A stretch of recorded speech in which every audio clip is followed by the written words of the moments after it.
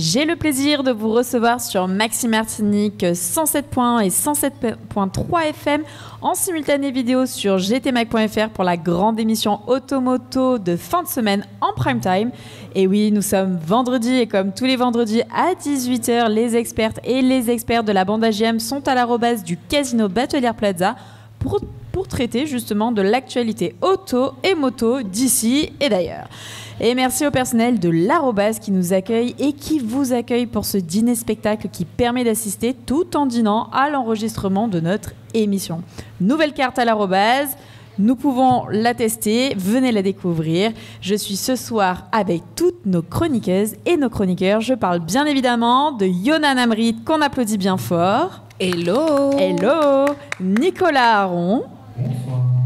Éric Rouget. Bonsoir. Et Jimmy Thomer qui va bientôt nous rejoindre. Bonsoir. Chaque semaine, tout le sport est sur RMC diffusé sur Maxime Martinique et le matin à 7h05 et 8h05, retrouvez JM de la bande AJM pendant la matinale d'Apolline de Malherbe et juste avant le super Moscato Show. Alors, est-ce que vous savez un petit peu de quoi nous allons traiter les sujets que nous allons aborder ce soir? On va faire un petit résumé, je vais vous présenter un petit peu les thématiques et nous allons dérouler ça petit à petit ensemble. On verra dans un premier temps avec Eric la voiture hydrogène vs la voiture électrique. C'est ça, c'est la guerre. C'est la guerre et on va voir ça très rapidement.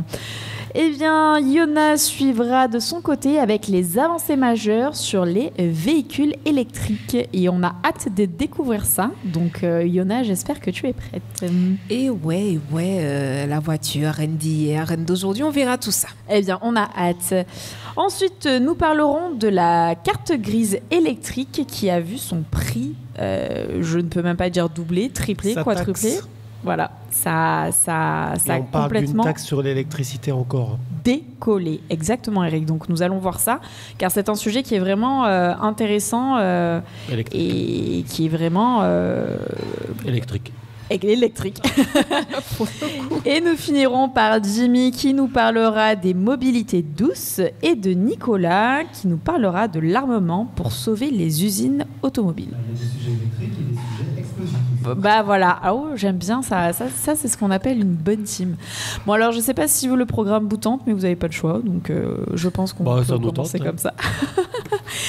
Eh bien c'est très bien, eh bien nous allons commencer cette émission du vendredi soir en laissant la parole à Eric. Mais avant de lui laisser la parole, nous allons rappeler qu'en cours d'émission, mon jeu favori, je veux bien parler de... La question qui fâche. La question qui fâche. Et oui, la question qui fâche. C'est ça. J'ai ma petite boîte, qui est pas très glamour, certes, mais elle est là, avec une petite panoplie de questions qui fâchent que nous allons nous partager ensemble eh bien, durant cette émission. Et nous allons eh bien, nous fâcher ensemble. C'est important de se fâcher un petit peu. On se fâche dans la bonne humeur. Toujours. Voilà. Dans la joie et la bonne On humeur. voit pas les coups de pied qu'on met sous la table et tout ça. Mais alors, pour Ça commencer... passe bien. Nous allons laisser la parole à Eric sur un sujet qui est plutôt eh bien, électrique. Alors déjà, je vous invite à aller voir sur GTMag l'article de Jean-Marc qui a été Exact. diffusé il n'y a pas longtemps. Et donc c'est pour suivre un petit peu, faire suite à cet article.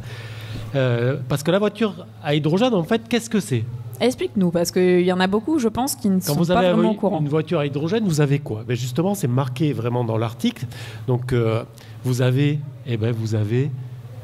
une centrale électrique mobile.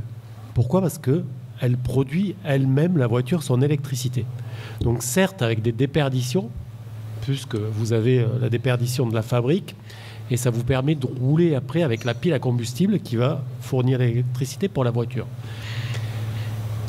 Du coup, évidemment, comme vous allez avoir vraiment de la déperdition et l'efficacité sera moindre qu'une voiture électrique directe où vous chargerez en électricité, puisque là, vous la fabriquez. Mais pas de charbon, pas de fioul, pas de pollution. Donc, on va dire des combustibles complètement différents de ceux dont on a Complètement l'habitude d'utiliser et de connaître. Donc, explique-nous un petit peu, justement, pour quelqu'un qui est un petit peu mitigé entre... l'hydrogène n'est pas développé comme l'électrique. Alors, c'est en cours un petit peu, l'hydrogène. Hein, ils font des recherches, ça va avancer vite, un peu comme dans l'électrique où la technologie avance très très rapidement. Et là, une voiture à hydrogène, c'est quand même une voiture à zéro émission. Donc aucune pollution. Elle ne rejette que de la vapeur d'eau. Donc il y a même un testeur de voiture comme ça qui a mis un flacon à l'arrière du pot d'échappement et qui a bu l'eau qui sortait de la voiture à hydrogène pour vraiment montrer qu'il n'y avait aucune émission. Donc c'est peut-être le futur, mais on est en retard dans les recherches, ça coûte très cher. Donc pour l'instant c'est un portrait idéal en fait, hein, parce que c'est zéro émission, ça serait parfait, mais... Quelles sont les limites en fait ? En vrai, les soucis commencent un petit peu là. Déjà, seulement quelques modèles sont actuellement sur le marché. Donc, vous avez la Toyota Miari et la Hyundai Nexo. Les prix entre 70 000 et 80 000 euros. Bon, au final, c'est un peu la même problématique que l'électrique au tout début. C'était des prix ça fait un peu cher la bouteille de gaz. Ouais. Mais c'est quoi? Ce sont des berlines Des berlines, ouais, un peu classiques. Après, en Asie, ils ont d'autres modèles encore, mais qui sont diffusés ici. Il y en a peu. Il y en avait une autre, mais la boîte a coulé en France. Donc, et le prix était encore plus cher. C'était 120 000 euros. Donc, ça faisait très, très cher. Et oui, 120 000 euros, on n'a pas envie de rouler à l'eau, hein, enfin, entre guillemets. Et là, vous habitez en Martinique. Et ben voilà. Zut, on ne peut pas faire le plein en hydrogène. Et pourquoi ? Parce qu'il n'y a aucune station qui fournisse de l'hydrogène en Martinique. Pour le moment. Alors que nos amis guadeloupéens ont une station en Jarry, qui est là depuis 2023 et qui appartient à la Sara, qui fait déjà tourner, elle, une pile à combustible depuis plusieurs années maintenant. Et puis un autre souci, l'hydrogène, il n'est pas toujours vert, donc blanc. Si c'est de l'hydrogène vert, on l'appelle blanc.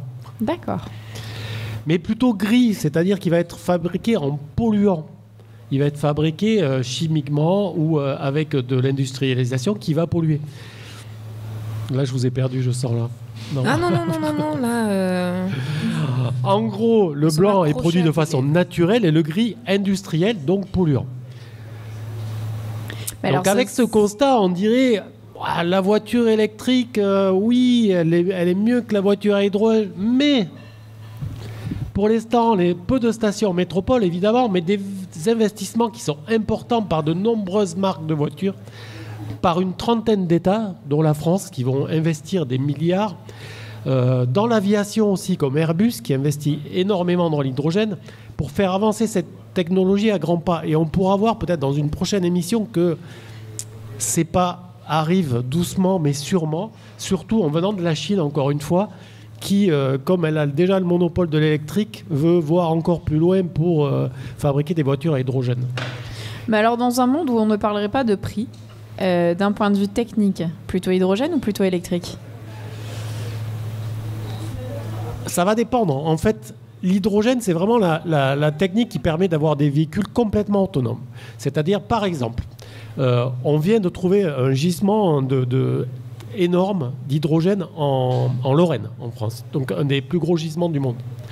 Donc ça nous permettrait d'être en autonomie complète pendant des dizaines et des dizaines d'années et de ne plus être dépendant en fait des voitures asiatiques, puisque la plupart sont produites là-bas. Et donc on serait de nouveau en avance par rapport à ces pays-là, puisque nous on est en retard sur l'électrique. Donc ça nous permettrait de sortir un petit peu de cette enclave où on est coincé et d'avancer. Après, on serait complètement indépendant, donc ça serait pas mal quand même. Hein. Mais on n'aurait pas l'obligation de construire de nouvelles centrales du coup pour produire de l'électricité encore, puisqu'il manque. On a bien vu par exemple avec la panne électrique qu'il y a eu en Espagne, au Portugal et dans le sud de la France un petit peu, que si on n'a pas d'électricité, on ne peut plus rien faire. Attends, du coup, Yona. excuse-moi, je voulais juste... Je veux te suivre et je veux comprendre. Du coup, il y a un hydrogène qui, lui, est produit, on va dire, enfin même pas produit, et gris il ou est blanc. Puisé, voilà, plutôt, puisque c'est gisement naturel. Voilà, on peut le retrouver à l'état naturel en gisement. Voilà. Donc c'est des poches, comme des poches de pétrole, des poches d'hydrogène qui sont sous la terre. Donc il va falloir aller chercher, mais c'est assez facile finalement à faire. Mais le plus dur, c'est de produire de l'hydrogène maintenant, quand c'est pas un gisement, justement. Et comme on a trouvé ces gisements, on a une source presque intarissable d'hydrogène. On en a trouvé une autre dans le sud de la France, du côté du Pays Basque, un petit peu dans les Pyrénées. Donc on serait indépendant énergétiquement pendant des années. Là. Ouais, mais du coup, en fait, c'est ça qui me... Tu vois, qui me pique un peu. Mais c'est ça, parce que la finalité, ça fera comme le pétrole. Ben voilà. À un moment donné, on va épuiser... À un moment donné, voilà, au bout de peut-être une centaine d'années, on sera de nouveau dans le même cas qu'avec le pétrole. Mais pendant ces 100 ans, on sera indépendant. Alors, dans 100 ans, où on sera la technologie, on n'en sait rien. Peut-être ce sera nucléaire, peut-être ce sera... On avance sur la fission, par exemple. Défini, en fait, ce sont toujours les mêmes schémas. C'est le schéma humain. Bienvenue dans l'existence de la Terre. Ouais, au final, c'est cyclique. Exact. Nicolas. Dis-nous tout. Pour 2 raisons. Pour produire, enfin, effectivement, il y a 2 méthodes. La deuxième méthode, c'est surtout avoir de l'eau. Parce que l'hydrogène, c'est 99% d'eau. C'est de l'eau. C'est une ressource qui est déjà... Est-ce qu'on ne va pas attaquer aussi la vulnérabilité de la planète encore une fois? Bah après, disponible dans le sens que, sans parler de puisement d'eau de mer ou d'eau douce, ce qui serait dramatique à long terme, même pour l'écosystème, l'eau de pluie, qui, elle, est une ressource, est une denrée qui est très peu réutilisée, surtout chez nous en Martinique, où on le voit, les quantités d'eau qui s'abattent sur notre île et qui sont juste... perdu, si je puis dire. Et là, c'est une ressource qu'on ne peut pas épuiser parce que c'est une ressource qui se crée naturellement de notre environnement et l'utiliser ne pourrait jamais mettre en péril notre écosystème. Et on rejette de l'eau avec la voiture à hydrogène, donc on pourrait récupérer aussi cette eau, de toute façon. Oui, mais alors, faudrait la refiltrer, la retravailler. Non, comme je te l'ai dit tout à l'heure, il y a un testeur qui a bu, elle est vraiment saine, l'eau à la sortie, à la sortie du véhicule. Ah, bien, ouais. Je ne sais pas si tu vas en parler, surtout, Eric. J'hésite à dire ce que tu veux dire. Vas-y, Nicolas, dis. Toyota Mirai, véhicule qui a établi à l'époque le record de kilométrage pour les véhicules à hydrogène. Ok. 1000 km déjà en 2021. C'est ça, par rapport à véhicule électrique, on a quand même un avantage qui est comme on produit nous-mêmes l'électricité, on peut aller plus loin en fait. Mais alors quel est le plan politique et économique de notre société actuelle là-dessus? Parce que si c'est si miraculeux que ça, entre guillemets, quel est le problème? C'est l'investissement. C'est le coût. Oui, pour l'instant, c'était le coût. Et on vient juste de trouver en Lorraine ce gisement qui nous permet... Quand on dit on vient juste, c'est quelle année? C'est tout de suite, là. Il y a quelques semaines, en fait. Ah oui, d'accord. Ah oui, donc c'est très récent. Donc ça peut changer vraiment la politique économique, etc. et industrielle de la France parce que finalement, ce ne sont pas les automobiles qui polluent le plus, mais la sidérurgie, etc. Et on peut faire fonctionner ça avec l'hydrogène. Donc, on peut faire fonctionner les avions avec l'hydrogène aussi. Alors déjà qu'on a eu du temps à convertir les personnes sur l'hybride et l'électrique, si maintenant on leur dit oh là, maintenant c'est l'hydrogène, c'est compliqué. Ça dépendra des gouvernements, en fait, des choix des gouvernements. Ça dépendra aussi des choix des constructeurs automobiles. Donc on va être un peu dépendant de ça. Est-ce qu'ils vont pas vouloir continuer dans l'électrique pour peut-être nous vendre des voitures électriques pendant quelques années, puis après se dire, bon, mais maintenant on peut passer à l'hydrogène, on a vendu assez de voitures électriques. Je comprends. Donc ça, on le verra que dans le futur. Et c'est en train de changer à une vitesse très rapide, puisque les technologies avancent très vite, et on verra que même si on n'a pas de stations qui peuvent nous servir de l'hydrogène en Martinique, peut-être que certaines marques de voitures vont nous apporter des solutions très rapidement. Eh bien, on a très très hâte. Eric, merci beaucoup pour cette chronique. C'était vraiment très enrichissant et on a beaucoup de questions à poser, mais je pense que c'est un sujet sur lequel on reviendra facilement et aisément. Voilà. Donc ça, il n'y a vraiment pas de souci là-dessus. Mais maintenant, après avoir été très sérieux, nous allons passer à la question qui fâche. Fâche. Et qui va avoir l'honneur de tirer la petite question qui fâche? C'est Yona. Non, mais alors c'est Nicolas. Allez, Nicolas pour changer. Mais pire que ça, on voyait la mesquinerie du mec. Il l'a voulu, la question. Il va nous mettre le feu sur le plateau. Alors, ça met le feu ou pas? Ah, ça va plaire à Eric, ça, je pense. Ah. Alors il faut plus de gendarmes sur nos routes. Ah, c'est tout. C'est tout. Simple, efficace, pertinent. On y va. Alors, à toi l'honneur. Je crois qu'il n'en faut pas plus. Je crois qu'ils sont assez nombreux, mais je pense qu'il faut peut-être qu'on les voit plus et qu'ils soient plus sur le terrain, parce que malheureusement, il y a beaucoup de tâches administratives dans la gendarmerie. Donc, ça nous fait perdre du temps sur le terrain et il faut que les personnels soient présents, au moins pour dissuader les gens de commettre des infractions et peut-être faire baisser le nombre d'accidents qui, pareil, on peut le voir, a largement augmenté depuis le début de l'année. C'est vrai. Donc, alors, est-ce qu'on parle d'accidentologie ou on parle aussi de criminalité? Parce que la gendarmerie n'est pas présente que pour mettre des PV. Voilà, il y a ça aussi. La criminalité est exponentielle aussi en Martinique depuis quelque temps. Est-ce que vous avez vu le nouveau projet de loi de Gérard Darmanin? Des prisonniers. Exactement, faire payer aux prisonniers des taxes de séjour. Mais en fait, je trouve, ça existait avant. En fait, avant 2003, c'était payant déjà. D'accord. Est-ce qu'on a un ratio d'idées de ces taxes? Pas pour le moment, mais... Non, mais au préalable. J'ai vu qu'il y avait un bouclier qui se levait contre ça un petit peu. Mais moi, je trouve ça extraordinaire. Moi, je trouve qu'il faut le faire parce qu'il y a beaucoup de personnes qui, malheureusement, même si, attention, ce que je dis, il faut le prendre avec des pincettes, se sentent davantage protégées en prison que dehors. Et que c'est un petit système aussi de protection. Et il y a aussi des personnes qui se disent je vais faire 1 an, 2 ans, puis je ressors. Et si les personnes savent qu'en se faisant choper avec certains grammes de certaines choses ou certains viols ou certains vols tout court, vous payez une certaine somme, à mon avis, ça pourrait en dissuader certains. C'est vrai qu'il y a certains détenus qui prennent la prison pour un centre de vacances au final. Un petit peu. Je pense qu'à force de protéger les gens, ce qui est très bien en soi, à force de les protéger trop, peut-être on leur montre que la vie elle est trop facile et que même si on fait des erreurs ou des bêtises, on n'en paye pas le prix. Donc peut-être. Mais en fait, c'est très compliqué aussi parce que nos prisons, du moins je parle vraiment pour la France, mais c'est quand même beaucoup le cas aussi pour beaucoup d'autres pays, sont complètement saturées. Et malheureusement, il y a des directives aussi en interne qu'on ne connaît pas forcément non plus et qui donnent l'ordre aussi de lever le pied un petit peu sur tout ce qui est incarcération, selon le degré, bien évidemment, de la gravité du crime. Et là encore, on le voit. Ou alors d'incarcérer, mais de relâcher très rapidement.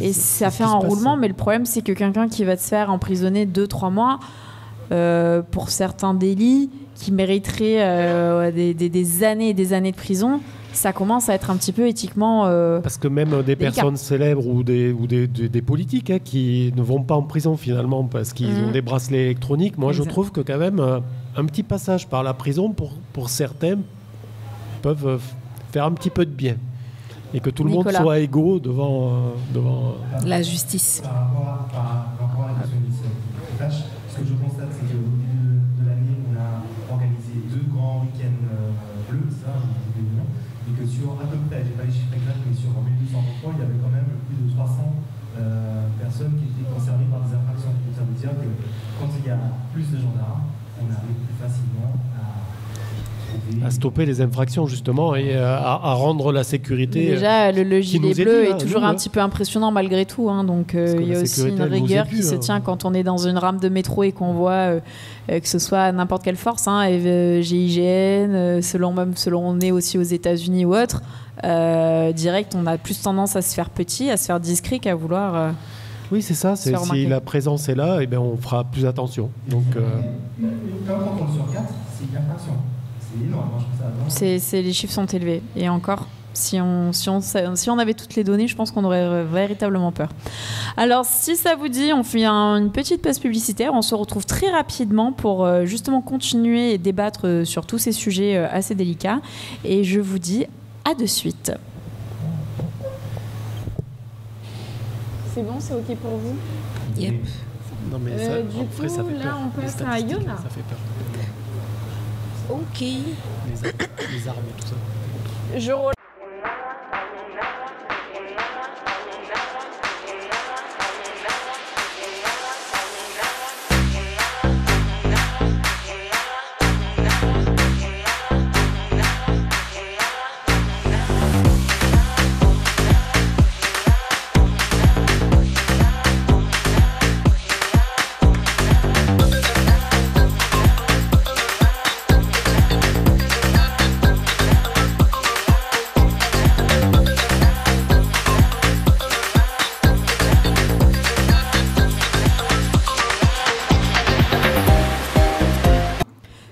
Vous êtes de retour avec la bande AGM sur Maxime Martinique en direct de l'arrobase du Casino Batelière Plaza.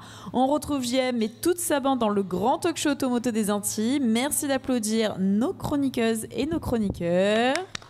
Bien fort, merci. Et surtout, merci à nos fidèles partenaires. Je parle bien évidemment de Label Web, de Speedy Martinique, du Casino Batelière Plaza, de l'arrobase du Casino Batelière Plaza et de gtmag.fr.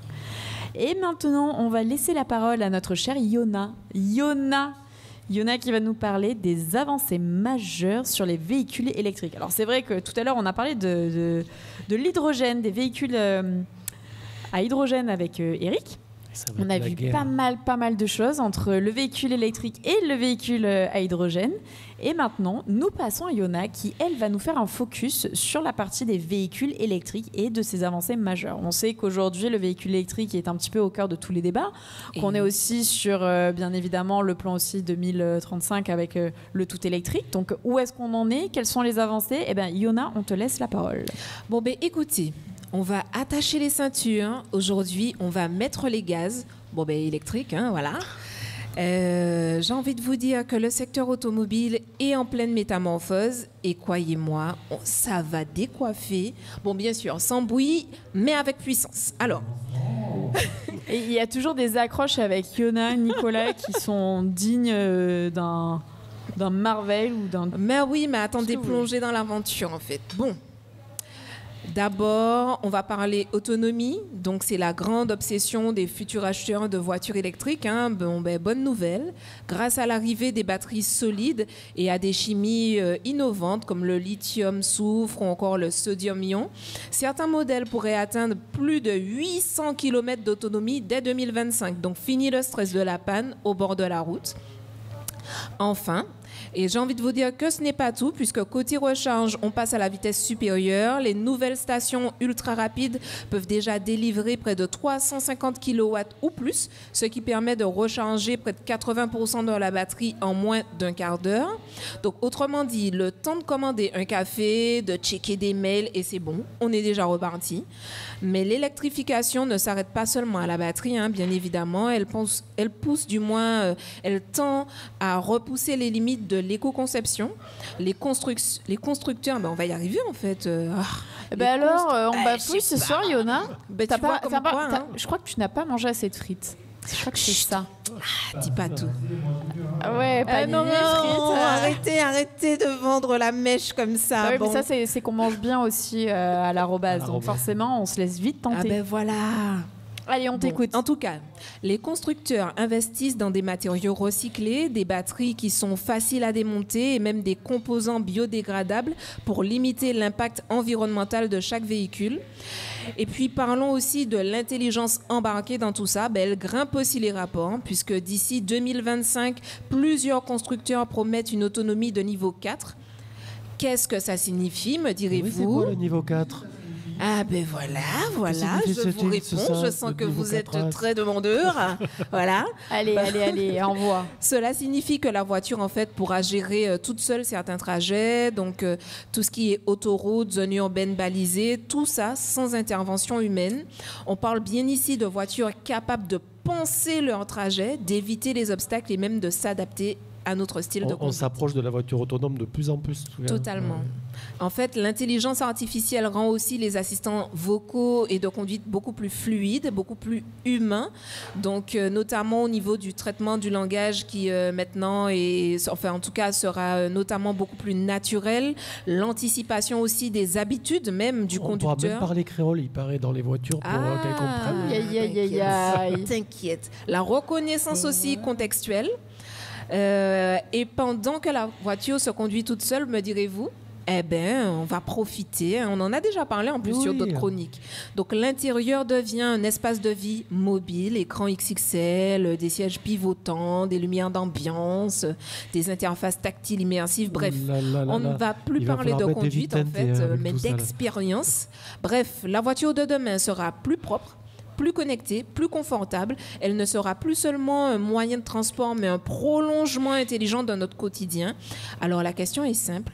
Êtes-vous prêt à embarquer dans cette nouvelle ère de la mobilité? Alors, répondez, hein. Moi, je suis prêt. Moi, ça me plaît bien. La voiture autonome, ça me plaît bien. Alors, la moto ou la voiture pour se faire plaisir sur un circuit avec du pilotage, etc., ça me plaît. Mais me balader tous les jours en regardant le paysage et en faisant ce que j'ai envie de faire, ça me plaît aussi. Ouais. J'aime pas les bouchons, moi. Ah oui. Mais après, est-ce qu'on aura la possibilité de switcher de mode comme on le souhaite, à passer de véhicule autonome à véhicule piloté, c'est-à-dire je pense que pour l'instant, oui. C'est-à-dire, voilà, sur cette, par exemple, trajet métro boulot, moi, non, du coup pas métro, mais trajet boulot maison, bien sûr, on en a marre. À part si on a la chance de vivre sur la Côte d'Azur ou sur un bord de mer où le littoral est très très agréable. En général, on est souvent dans les bouchons. En général, on est souvent dans un centre-ville, on est souvent dans une zone industrielle. Donc là, véhicule autonome, j'ai envie de dire, parfait. Ça nous permettrait de prendre notre petit déjeuner en voiture. Ça nous permettrait de vérifier exactement, de travailler les chroniques. Ça nous permettrait justement de checker les devoirs des enfants avant qu'ils arrivent à l'école. Ça permettrait d'échanger aussi avec ses enfants, de faire même un jeu de société, pourquoi pas. Enfin, je veux dire, ça pourrait permettre de profiter d'un moment socialement, je pense que c'est pas mal, ouais, voilà. Après, justement, le côté, là, j'arrive sur une portion de route qui me plaît, je veux conduire pour le plaisir. Je débranche. Hop, je débranche. Possible ou pas possible ? Pour l'instant, je pense que oui, mais je pense que dans un vrai futur encore un petit peu plus lointain, sera bridé. Il y aura même plus ça. Ouais. Par rapport à ce que tu dis, est-ce que le futur qui est important, c'est le transport en commun ? Parce que c'est déjà possible, si on va à Paris, le métro demain, on se pose dedans les 14 ans en particulier. Tu te poses dedans, oui, mais alors, faut dissocier le transport en commun, parce que le luxe d'avoir son propre véhicule, c'est de se déplacer où l'on veut, comme l'on veut. Un transport en commun, ce sont des lignes qui sont quand même prédéfinies et préétablies. Et on peut pas, les uns contre les autres. On ne peut pas se déplacer comme on le souhaite avec un métro. On ne peut pas arriver devant chez soi, porte à porte. On ne peut pas faire une pause à la boulangerie puis repartir. Donc, faire ses courses. Donc, c'est quand même différent. Oh là là, Nicolas, on fait dans la qualité, pas dans l'écologie. Non, mais je pense que c'est un vrai luxe aussi avec une voiture à hydrogène, tu ne pollues d'avoir pas, un véhicule personnel et de pouvoir l'utiliser. Alors bien évidemment, on va toujours parler d'écologie, mais si on passe sur de l'électrique ou sur de l'hydrogène, c'est pas le but au final. De conserver un luxe et un privilège de pouvoir être maître de sa mobilité, tout en roulant et en se déplaçant de manière green, de manière verte. Parce que c'est ça le but au final. Pourquoi favoriser les transports en commun pour désengorger les centres-villes et les espaces ? Donc forcément pour réduire les nuisances sonores, donc qui fait partie de la pollution, mais également de la pollution tout court avec les émissions de gaz à effet de serre, les émissions de CO2 mais si maintenant on rend vert tous ces déplacements, quel est l'intérêt aujourd'hui de prendre plus un transport en commun qu'un transport personnel ? Le collectif en fait. Je pense que c'est ça, à un certain moment, se donner l'opportunité d'avoir un endroit où on peut mutualiser, où on peut se rencontrer. Est-ce qu'on a vraiment besoin ? Est-ce qu'on échange vraiment dans un métro ? Je ne sais pas si on en a besoin. Je trouve qu'en fait, tu as répété plusieurs fois un mot qui est vachement important. Alors, tu as dit c'est un luxe. Bien sûr. Un luxe, bien sûr. Parce que dans un futur très proche, ça ne serait pas un luxe d'avoir une je vais vous raconter un truc. Quand j'étais plus jeune, mes parents, ils avaient une mobilette. Et c'était déjà un luxe. On n'avait pas de voiture, mais on avait déjà un moyen de déplacement. Donc c'était déjà un luxe. Et nous, on a tous des voitures, plusieurs dans les familles. Donc c'est vraiment du luxe, en fait. Bien sûr, mais le côté, est-ce qu'on a vraiment besoin de se retrouver dans un bus ou un métro pour échanger ? Je n'ai jamais vu quelqu'un qui... Alors ça arrive, si tu vas à Paris, mais qui échange son meilleur débat à 8h du matin en pleine rame de métro. Les gens, ils sont dans leur mode, dans leur fermés. Ils sont fermés, ils sont avec leurs écouteurs ou avec leurs journaux ou avec leur téléphone pour regarder les news, parce que maintenant, on a relativement tous Internet dans les rames de métro. Je ne suis pas sûre que les gens prennent les transports en commun pour vivre un moment de partage. J'en suis persuadé. Non, la première optique, c'est sûr, quand tu prendras le transport en commun, n'est pas le partage. Mais ça peut contribuer à ça. Et justement, je pense qu'à un certain moment, de toute façon, pour moi, je pars du principe que les Parisiens ne sont qu'un échantillon et toutes les personnes... par rapport à notre position géographique, à notre culture, on n'aura pas le même fonctionnement en tout cas que les Parisiens. Maintenant, si on était face à des transports en commun beaucoup plus confort, justement. Quand on parlait de luxe, donc des transports en commun qui tirent un peu plus vers le luxe, oui. Bon, déjà, ça c'est la base. Mais en tout cas, je pense que ça permettrait, ça faciliterait justement l'échange, repenser justement le transport en commun pour aller justement vers cette rencontre à chaque fois. Enfin, pour moi, ce serait déjà un bon challenge en fait, simplement. Bah, je suis complètement d'accord, mais c'est vrai que on est quand même sur une ère. C'est une idée à développer peut-être. Bah oui, tant qu'à faire. Pour justement pourquoi jouer pas de sur faire des cette parties de émotion, domino faire pendant en sorte... qu'on est en train de... Bah, attends, voilà. je te jure que c'est le sport martiniquais Bien par sûr. excellence. Je te jure qu'on aurait eu un bus spécial domino, il serait plein. Parce qu'il C'est bien y a possible, hein. l'émotion qu'il y a derrière, on est drivé par ça, il y a une ambiance, c'est chaleureux.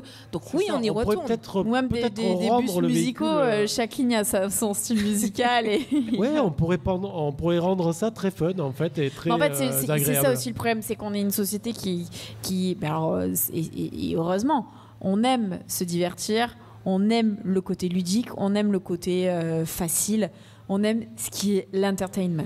Et forcément, si les transports publics étaient branchés, étaient stylés, étaient vecteurs déjà d'un positionnement branché, déjà, dans un mood parisien où il y a beaucoup de trains de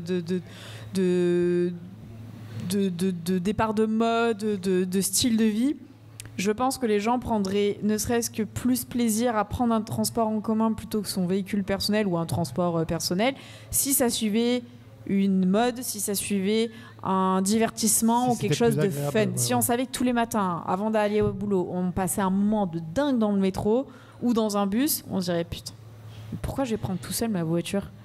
Mais clairement, et puis en plus, profitons-en. Enfin, je dis profitons-en.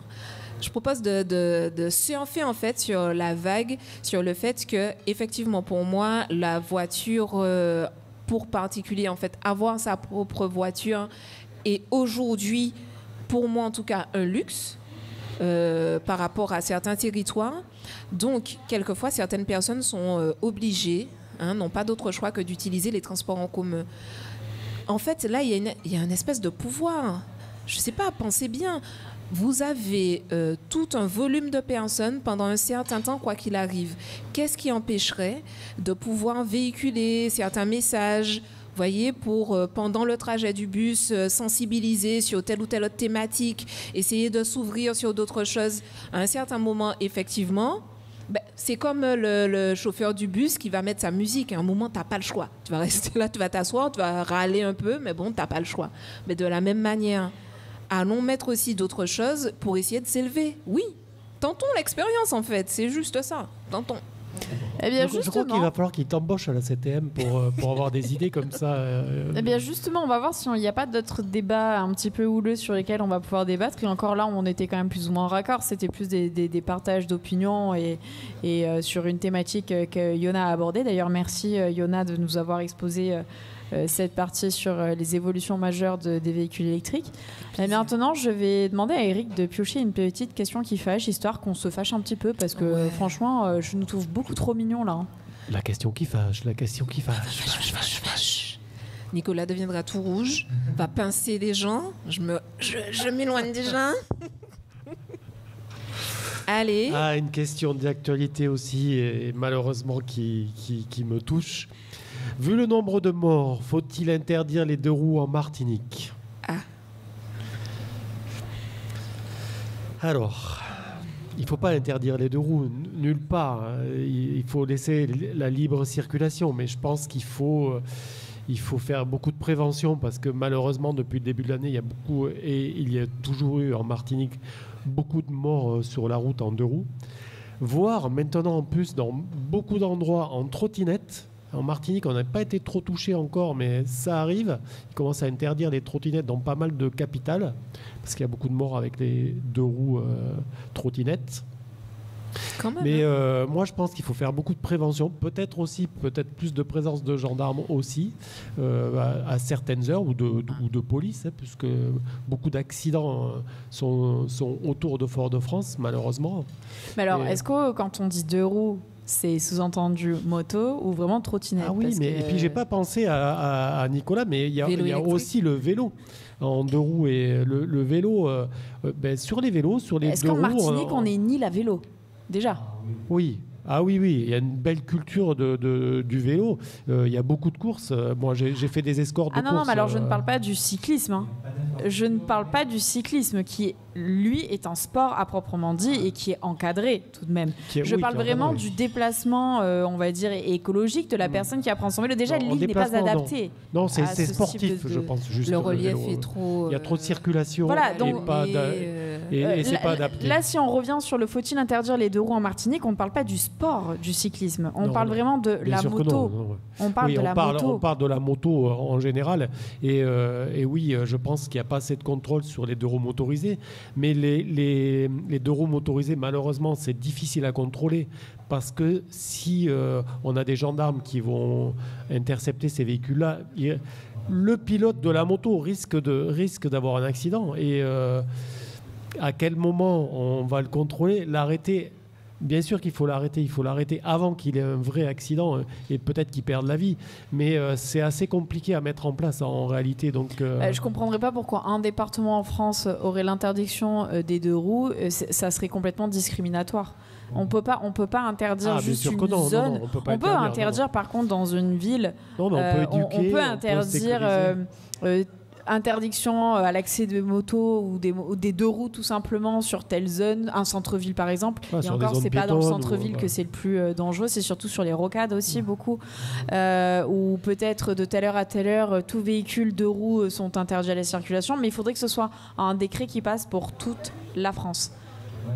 Hexagonale et des drômes et des tubs, pas uniquement. Non, mais moi je vois pas pourquoi on interdirait les deux roues et pas les autres véhicules. Donc non, je pense que c'est voir les choses autrement. Par exemple, j'en ai parlé tout à l'heure avec des gens de l'Adréal. On ne comprend pas qu'en Guadeloupe, les gens qui utilisent les deux roues mettent leur casque et en Martinique non. Donc à quel moment en Martinique j'aimerais voir un sociologue presque pour ça. À quel moment Martinique il s'est passé quelque chose qui fait que c'est toléré et les gens n'ont plus envie de mettre le casque. On comprend beaucoup de choses. Alors, déjà, je pense que si on part du principe qu'il faille interdire les deux roues, ça sous-entend que les accidents qui comprennent les deux roues sont du fait des deux roues. C'est pas systématiquement. C'est pas systématique, non. C'est déjà la première réponse pour moi. Et deuxièmement, il ne faut pas confondre, on va dire, les personnes qui ont une moto avec les motards. Mais déjà, le problème, c'est qu'il y a une toute petite minorité de motards et beaucoup de conducteurs de deux roues. Ouais. C'est ça aussi qui est exactement ça. C'est-à-dire il doit y avoir peut-être 10% de motards et 90% de jeunes qui partent en une moto compète comme ils rodéo appellent sauvage, ici, qui partent en chasse, qui partent justement en mauvaise utilisation et la plupart n'ont même pas le permis aussi. C'est ça aussi qu'il faut soulever. Et donc déjà, comment est-ce qu'on peut demander à des jeunes, parce qu'il faut se le dire, c'est la plupart du temps ce sont des jeunes, même des mineurs, qui utilisent des motos sans permis. Donc qu'est-ce qu'ils risquent? Ils n'ont déjà pas le permis, on peut rien leur retirer. On peut retirer la moto, on la met en fourrière. Mais est-ce que la mort, n'ont pas déjà conscience de ça? Mais je pense qu'on parle de ça. C'est très dur à expliquer. Je pense qu'il y a très peu de personnes qui ont conscience qu'ils ne sont pas protégés par Dieu 24 heures sur 24 et qui se remettent un petit peu trop aussi à la religion là-dessus aussi. Ils n'ont pas du tout la même notion du danger, peut-être en raison de la jeunesse, je ne sais pas, mais il faut leur expliquer quand même que la moto, c'est dangereux et qu'on peut mourir. Et on peut rester paralysé aussi. À la rigueur, ils le savent. C'est une belle chanson, mais quand tu n'as pas vécu l'expérience dans ta chair, c'est compliqué de conceptualiser. Je comprends ce que tu veux dire, mais combien d'amis, de frères ou de connaissances ils ont perdu après un carnaval, après une émeute? Il y a eu combien d'accidents pendant les émeutes de jeunes non casqués ou tout simplement aussi casqués, mais qui ont conduit. J'ai eu des cas de conducteurs de moto. Et qui ont perdu la vie sous les yeux de leurs confrères Et est-ce que pour autant ça a marqué ? Pas plus que ça. Parce que ça ne t'est pas arrivé à toi. Non, mais C'est si, ça, il y en a. c'est-à-dire Le que pire, c'est ça. Le pire, tu as presque, c'est ça. connu certains Moi, qui j'ai connu ont, des gamins, on va dire, puisque c'est des jeunes, je peux me permettre de dire ça, qui ont 20 ans. Ils sont tombés 2 ou 3 jours avant en short, en tongs, et donc ils sont râpés. On voit toutes les traces de chute C'est sur rose. eux. Et 2 jours après, ils sont sans casque, torse nu, et en tongs sur une moto. Bon, je pense qu'on peut rien pour eux et malheureusement chacun est libre de gérer sa vie comme il l'entend. Libre et à un arbitre. moment donné, j'ai envie de te dire, chacun son karma. Oui, mais il faut voir, c'est un tout, c'est la société en même temps qui va payer ça aussi, parce que le coût d'une vie, ça a un prix, c'est les familles qui vont payer ça, donc il y a beaucoup de choses on fait en déjà jeu. beaucoup de sensibilisation. À partir du moment où on dit il faut le port du casque et que la personne en pleine conscience ne porte pas le casque, qu'est-ce que tu veux faire de plus ? C'est que la personne choisit de mourir. Après, il y a des clubs qui attirent ces jeunes qui aiment faire du deux roues parce qu'ils aiment faire des wheelings, etc. Il y a des clubs, le motoclub Bigoud et tout ça, qui tendent à prendre ces gamins et à les éduquer. Mais est-ce que ça marche ? On verra. L'avenir nous le dira. En attendant, ce que je peux prédire de manière certaine, c'est un petit écran publicitaire. Donc, on se retrouve très rapidement et on aura l'occasion de reparler de ça encore et encore parce que des questions qui fâchent, il y en a beaucoup. Des avis qui divergent, il y en a beaucoup. Et je vous dis à de suite après un écran publicitaire.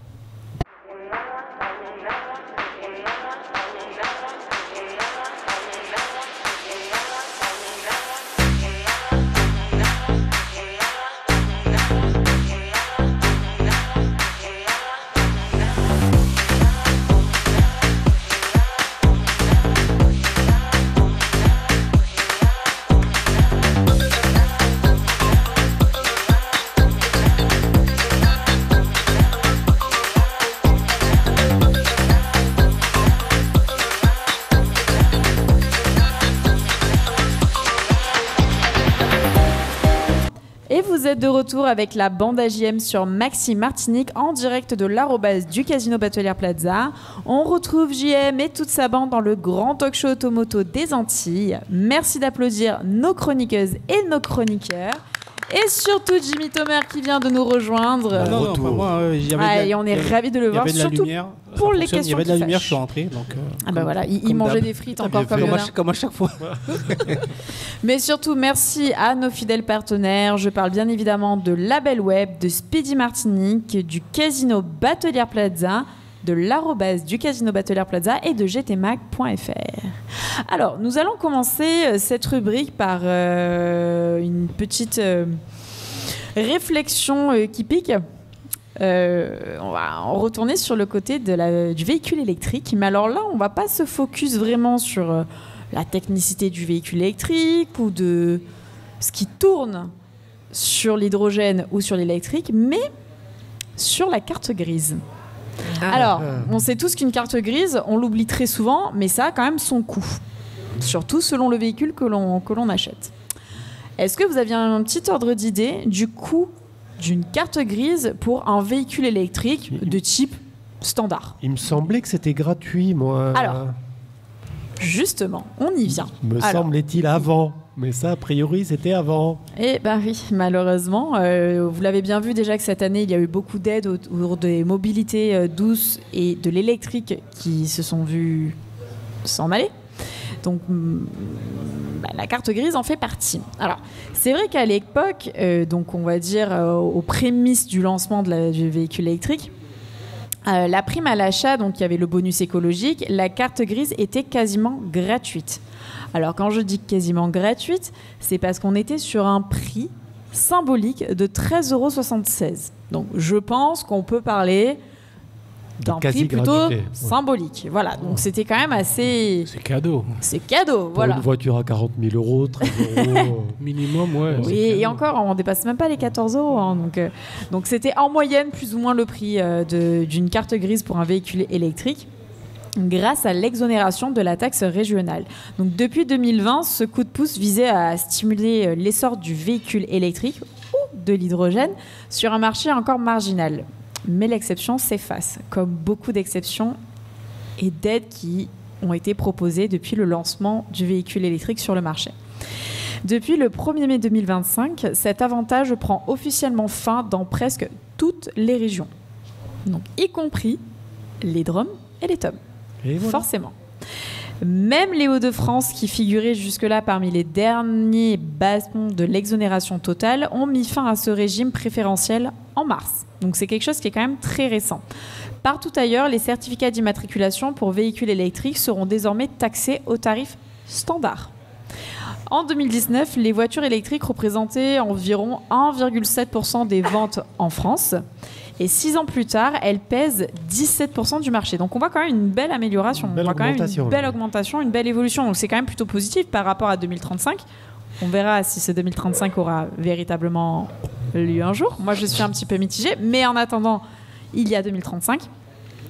Et le pari de la transition semble tout de même réussi. Mais cette réussite a un coût. Et justement, on en parle. Le projet de loi de finances 2025, adopté en février après d'intenses débats parlementaires, a donné carte blanche aux régions. Ça, c'est mauvais signe déjà.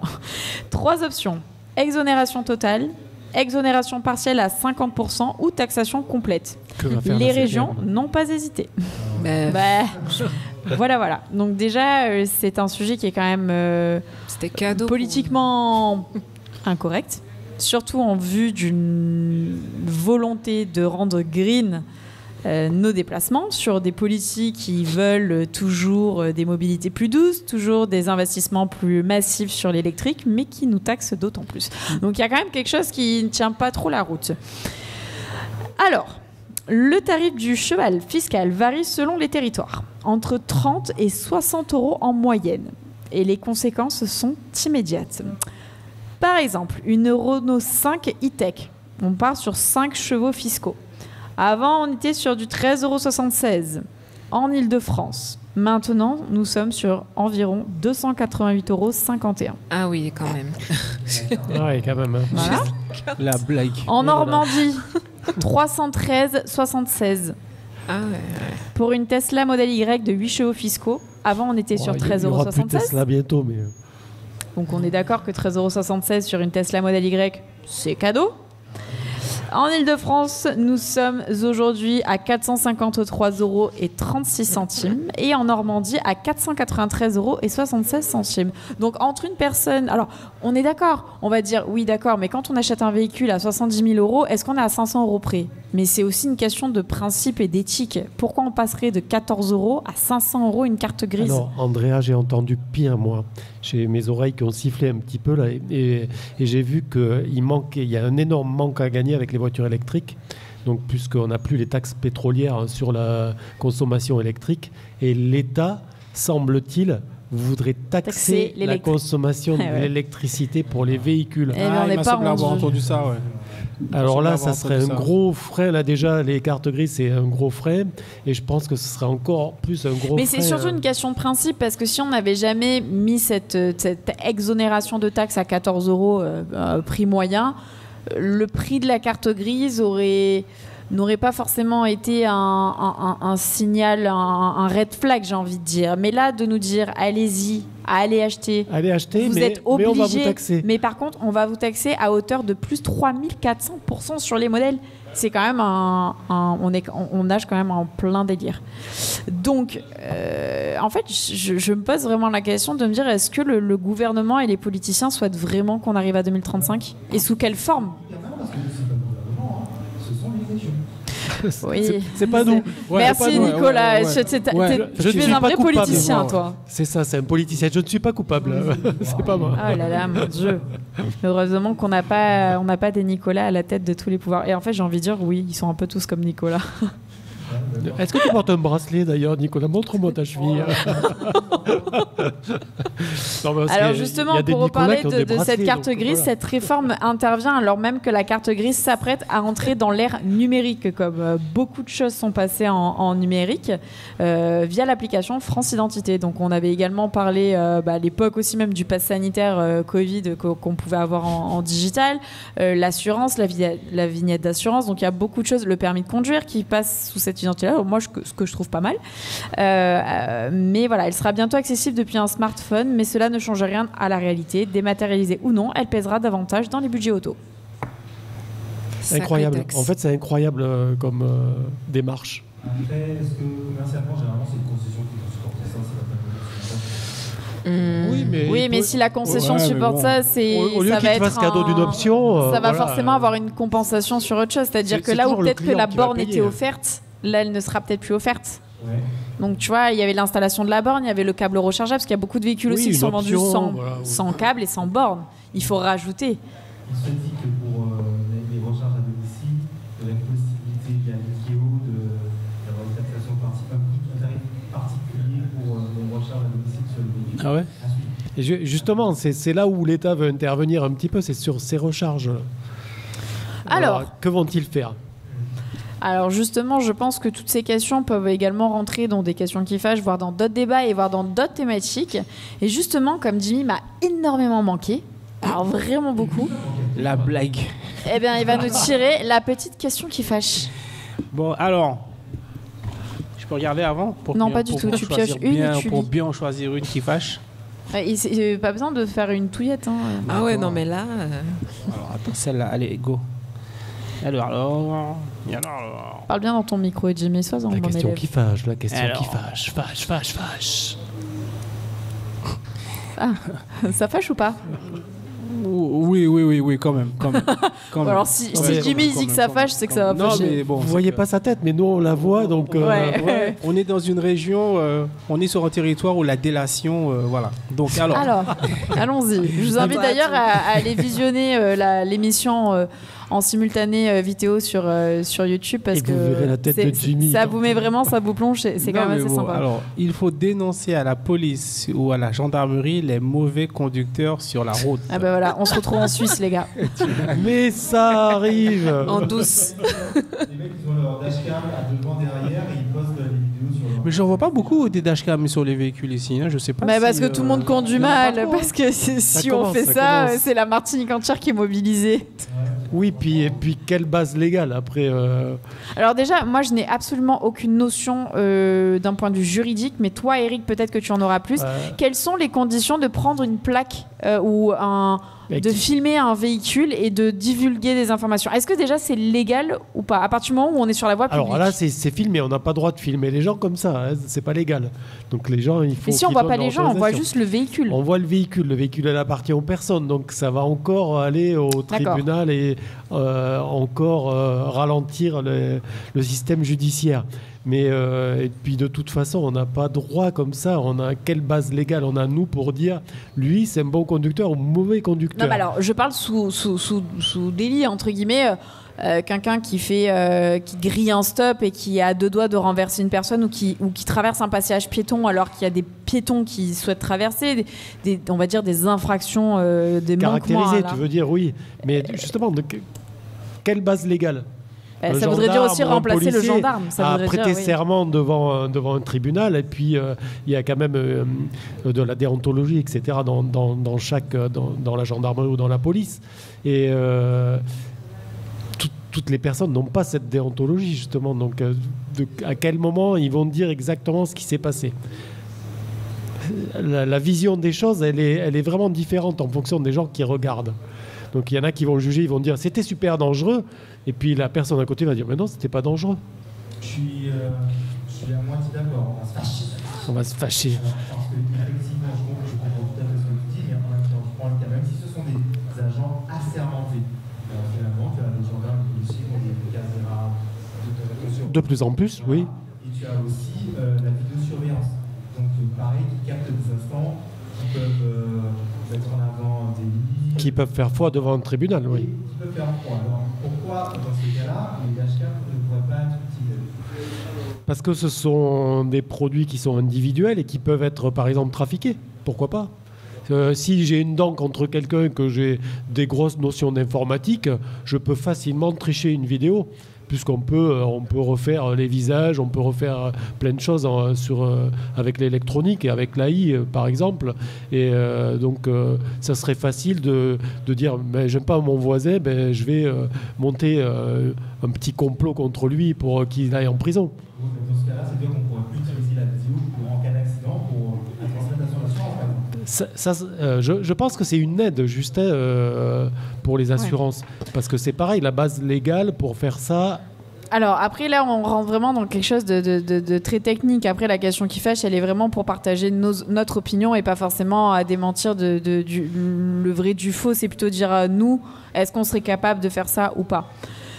C'est toujours un petit peu sensible mais je pense que c'est quand même un sujet Moi, qui mériterait... Moi j'ai un avantage sur vous, je suis habilité à le faire. Oui, donc, toi tu es habilité donc ça c'est trop bien. Je suis un peu mal placé justement pour en parler. Alors tu as un mec qui a un compte Instagram en principe, je dis son nom, qui se balade avec sa dashcam et qui mentalise comme ça des moments de vie entre guillemets sur les routes, etc. Donc c'est de la délation, mais de la délation marrante. Donc c'est pas transmettre aux forces de l'ordre. Oui, où on va voir un chien qui va faire une connerie dans la voiture ou des personnes qui sont à 3 sur une moto et qui... Oui, voilà. C'est marrant, donc c'est pour la délation. Quelque part ça sensibilise aussi, puisqu'on va de mauvais comportements. On a un compte comme ça aussi dans le sud de la France. Est-ce qu'il masque les plaques, etc. quand il fait ça? Pas du tout. Donc, il risque, c'est compliqué parce que s'il y a quelqu'un qui prend un avocat et qui se dit ma voiture apparaît, là c'est quand même compliqué. Oui. Il risque d'avoir un procès rapidement. Alors Jimmy, justement, est-ce que tu pourrais nous faire brièvement, avant de clôturer cette émission, un petit topo sur en quoi consistent les mobilités douces, histoire de juste nous balayer un petit peu, toi qui es très doux, Jimmy, de nous reformater un petit peu sur ces mobilités douces de manière assez succincte. On va essayer d'en parler rapidement. Celle-ci regroupait des modes de transport non motorisés et qui nécessitaient donc une activité physique. Au fur et à mesure des années, donc la définition de celle-ci s'est élargie pour intégrer toutes les autres formes de mobilité alternatives à la voiture individuelle. Donc au final, choisir la mobilité douce, c'est aussi opter pour des moyens de transport qui respectent l'environnement et réduisent ainsi notre empreinte carbone. Ce sont beaucoup de termes dont on entend beaucoup parler actuellement et qui ont trait à toutes ces sortes de mobilité. Oui, on m'entend pas? Pas assez, c'est vrai. Alors maintenant, se déplacer écologiquement? Oui. Se déplacer écologiquement pour le petit trajet jusqu'à moins de 5 km.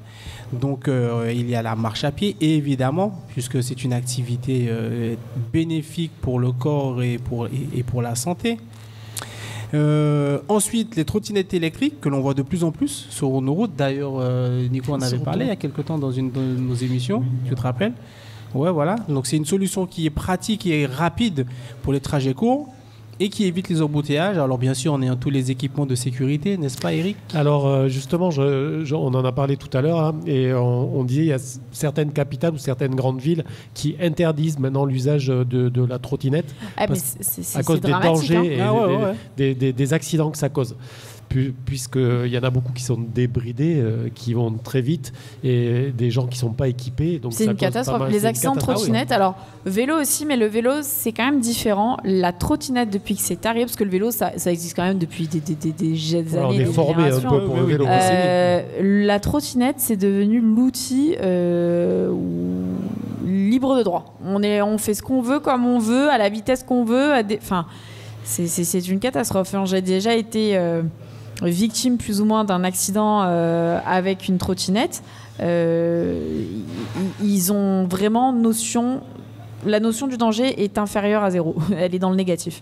Et c'est vraiment très dangereux, et je pense que dans la mobilité douce et verte, il ne faut pas oublier le côté sécurité qui est trop absent. Donc est-ce que c'est une mobilité douce à promouvoir? Je ne sais pas, parce que avant de parler pollution, il faut avant tout parler de sécurité. Ah oui, c'est toujours. Avant de penser à sauver la faune et la flore, il faut d'abord sauver l'humanité. Donc il faut faire attention. Après, la sensibilisation, est-ce qu'elle a bien été faite? Est-ce qu'il n'y aurait pas des systèmes de sécurité pour prendre en main ces trottinettes aussi, comme un petit... Oui, mais alors par exemple, les trottinettes de service public que l'on trouve à Paris, elles ne sont pas débridées. Non. Si, elles sont électriques. Oui, bien sûr. Oui. Oui, mais il ne faut pas débrider. Mais elles ne sont pas débridées. Pour autant, est-ce que ça empêche les... Là, on parle plus dans l'utilisation personnelle. D'éducation, de formation. Mais souvent, ce sont des petits jeunes qui se sentent plus à l'aise en trottinette qu'en vélo, parce que l'effort physique est quand même moindre. La vigilance, facilement. Elle est moindre aussi. Donc voilà, il y a quand même aussi un équilibre qui est différent. C'est quand même plus. Enfin, moi, je sais que je suis plus à l'aise à vélo qu'en trottinette. On n'est pas dans des endroits où on peut utiliser facilement ici, ça. en Martinique, dans tous les cas, compliqué. les mobilités douces sont quasiment impossibles. Alors, je vais me faire taper dessus parce qu'on avait déjà reçu une personne justement de la collectivité de la mairie de Fort-de-France qui nous avait dit qu'il y avait des zones, notamment dans le sud, où il y avait des collectivités avec le tout à vélo, justement. Mais ça reste quand même un sujet qui est très compliqué. Et d'ailleurs, on fera en sorte de revenir sur ce sujet et voir un petit peu où on en est en Martinique sur les mobilités douces. Si ça avance. Exactement. Vaste sujet, hein, ça. Eh bien, malheureusement, nous arrivons à terme de cette émission, et qui était vraiment une émission très enrichissante, avec beaucoup de débats, beaucoup de rebondissements. Et franchement, merci à tous parce que c'était vraiment très intéressant. Donc merci à vous tous et toutes d'avoir suivi ce soir les experts automoto sur Maxi Martinique en simultané vidéo sur www.gtmag.fr. Ce week-end, retrouvez tout le sport avec... Pardon, ben voilà, en fait c'est la fin de l'émission, je crois que moi aussi je suis fatiguée, je suis comme Yona, j'ai pas assez mangé je crois. C'était le Moscato. Exactement, tu m'as devancé. Alors retrouvez tout le sport avec RMC Antilles diffusé sur Maxi Martinique, et dès lundi matin, retrouvez la matinale d'Apolline de Malherbe avec son invité politique, et juste après le super Moscato Show. Et entre ces deux émissions, retrouvez l'instant auto présenté chaque matin par Jean-Marc Volched à 7h05 et 8h05. À vendredi prochain, 18h. Bon week-end.